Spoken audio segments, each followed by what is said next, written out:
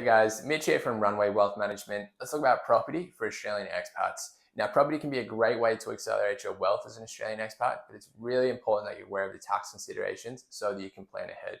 Now, one of the biggest tax considerations for Australian expats is what's called the Main Residence Exemption. Now, the Main Residence Exemption allows an Australian resident to disregard the capital gain on the sale of their existing or previous main residence property in Australia.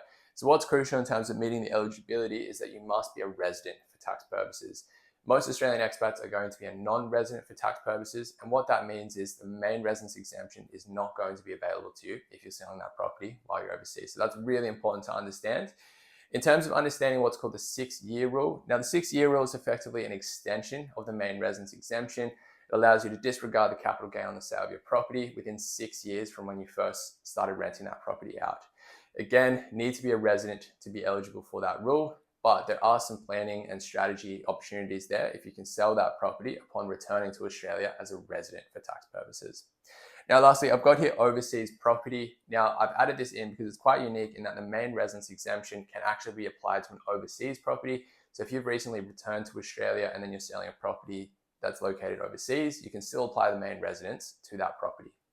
As always, if you have any further questions, feel free to reach out for a consultation.